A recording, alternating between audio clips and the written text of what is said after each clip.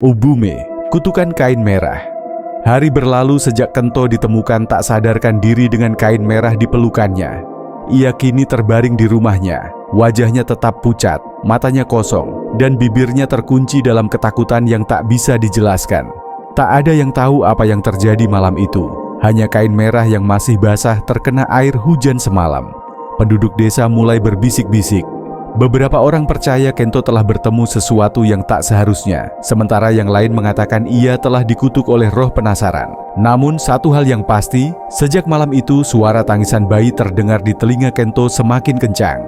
Pada malam harinya, seorang biksu tua datang ke desa setelah mendengar kabar tentang Kento.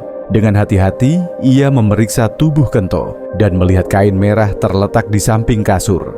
Wajah biksu itu kaget dan berkata, "Kain ini adalah milik seorang ibu yang meninggal saat melahirkan. Roh Ubume masih merindukan anaknya," gumamnya. Para penduduk yang mendengar itu terkejut. Salah satu orang tua di desa mengingat cerita lama.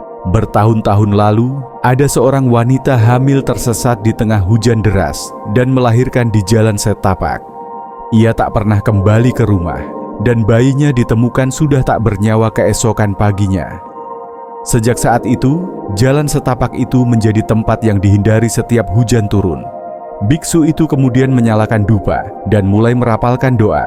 Kain merah itu ia letakkan di altar kecil, memohon agar roh Ubume menemukan ketenangan.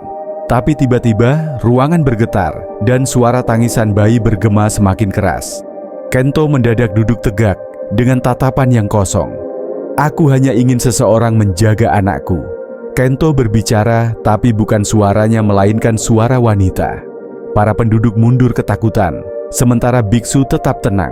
Ia menuangkan air suci ke kain merah itu, dan perlahan suara tangisan bayi pun mulai melemah. Kento terjatuh, napasnya memburu. Kain merah di depannya mulai memudar, hingga akhirnya hilang bersama embusan angin. Hujan yang turun sejak tadi pun berhenti, dan kabut perlahan menghilang. Ketika Kento membuka matanya, ia tak merasakan tangisan bayi lagi. Hatinya terasa ringan dan beban yang tak terlihat telah sirna. Apakah benar-benar sudah pergi dengan tenang rohnya?